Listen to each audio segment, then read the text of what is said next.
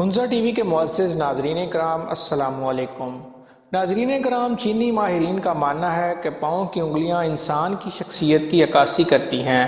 ماہرین کے مطابق انگلیاں کچھ اس طرح شخصیت کی عکاسی کرتی ہیں۔ ویڈیو میں مزید آگے بڑھنے سے پہلے ویڈیو کو لائک اور چینل کو سبسکرائب کر دیں۔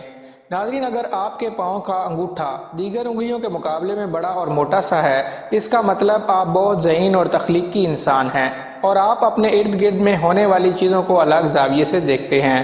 اگر آپ کا انگوٹھا دیگر انگلیوں کے مقابلے میں چھوٹا سا ہے تو اس کا مطلب آپ دوسروں سے بہت جلدی متاثر ہو جاتے ہیں اور آپ اپنی دنیا میں مگن رہنے والے انسان ہیں۔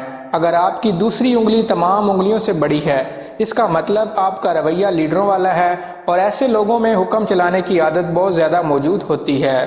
جن افراد کی دوسری انگلی چھوٹی ہے، وہ افراد بس اپنی من مانی کرتے ہیں اور دوسروں کے ساتھ ان کی کوئی ہم آہنگی نہیں ہوتی۔ جن افراد کی تیسری انگلی دیگر انگلیوں سے بڑی ہوتی ہے، ایسے افراد جس چیز کی ٹھان لیتے ہیں اس کام کو سر انجام دے کر ہی دم لیتے ہیں اور ایسے افراد ہر چیز میں کمال مہارت رکھتے ہیں اور چاہتے ہیں کہ ہر چیز پرفیکٹ ہو۔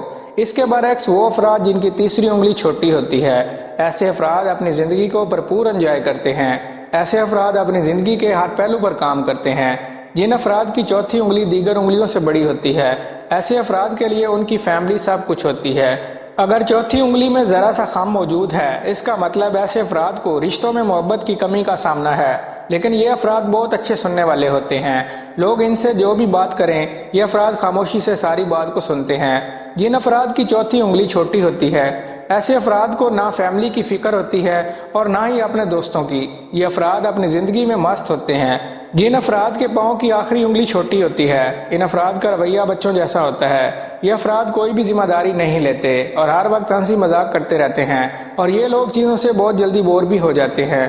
وہ افراد جو اپنے پاؤں کی آخری انگلی کو بآسانی حرکت دے سکتے ہیں، ایسے افراد بہت بہادر اور موج مستی کرنے والے ہوتے ہیں۔